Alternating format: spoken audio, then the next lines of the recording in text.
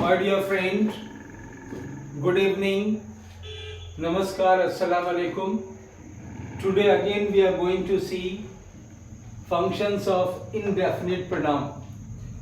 आज फिर हम लोग indefinite pronoun का फंक्शन देखने जा रहे हैं। इससे प्रीवियस वीडियोस में हम लोगों ने indefinite pronouns के बारे में देखा था कि indefinite pronoun किस तरह के होते हैं जो किसी अनिश्चित व्यक्ति की तरफ या वस्तु की तरफ इशारा करते हैं, जैसे कि someone और somebody किसी व्यक्ति की तरफ इशारा करता है, something किसी वस्तु की तरफ इशारा करता है, नेगेटिव सेंस में no one, nobody पर्सन की तरफ एंड नथिंग ऑब्जेक्ट की तरफ इशारा करता है। एनीवन, एनीबडी जब हम चॉइस की बात करते हैं तो वहां एनीवन, एनीबडी का इस्तेमाल करते हैं if we are giving choice in a person and if we are giving choice in things then we use anything.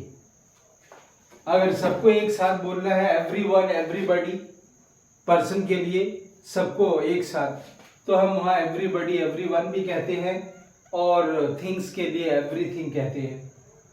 बाकी कुछ और इंडेफिनिट प्रोनाउन है, ऐसे हम सिर्फ ऑल का प्रयोग करते हैं, सम का प्रयोग करते हैं, फ्यू, सेवरल, मेनी, इस तरह से हम लोग इंडेफिनिट प्रोनाउन का यूज करते हैं जिसमें पर्सन और व्यक्ति क्लियर नहीं होते हैं, निश्चित नहीं होते हैं। हम उनको उनकी तरफ इस तरह का प्रोनाउन यूज करके हम उनके बारे में बताते हैं। एज ए सब्जेक्ट हम इसका फंक्शन है, एज ए सब्जेक्ट हम कैसे सेंटेंस में इस्तेमाल करते हैं। For example, somebody is there, कोई वहां है, someone is coming, कोई आ रहा है, no one is ready to go, कोई जाने के लिए तैयार नहीं है। पहले ही आप जानते हैं कि सब्जेक्ट का मतलब है कर्ता। वाक्य में जो सब्जेक्ट होता है हम उसी के बारे में प्रेडिकेट में बोलते हैं। तो somebody अक्सर ये सेंटेंस के शुरुआत में इस्तेमाल किया जाता है अफर्मेटिव सेंटेंस में, लेकिन अगर प्रश्नवाचक होता है तो अक्सर एक्सिलरीज से इन्वर्ट कर दिया जाता है, उससे पहले आ जाते हैं। लेकिन देखिए, somebody is there, someone is coming, no one is ready to go।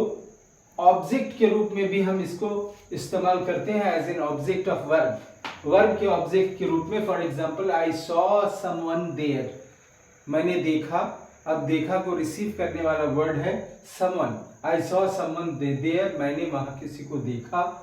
Did you tell anyone, क्या तुमने किसी को बताया अबाउट दिस न्यूज, इस खबर के बारे में।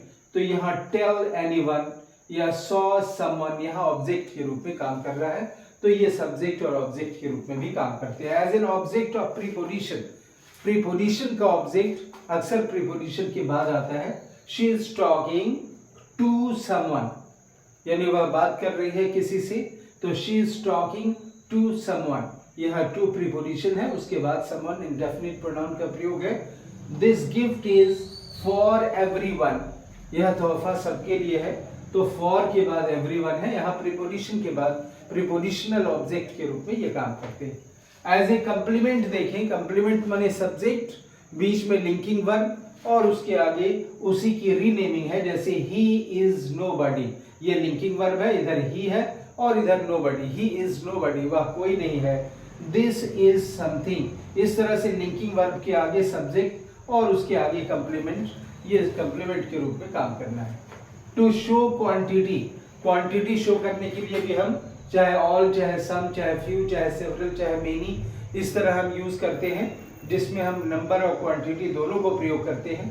एग्जाम्पल के तौर पे देखिए कि मेनी आर अब्सेंट, यानी बहुत से, मेनी माने कई, अब्सेंट है यानी गैर हाजिर है। आप मेनी और मच का डिफरेंस पहले भी जानते हैं, तो यहाँ मेनी हम यूज कर रहे हैं।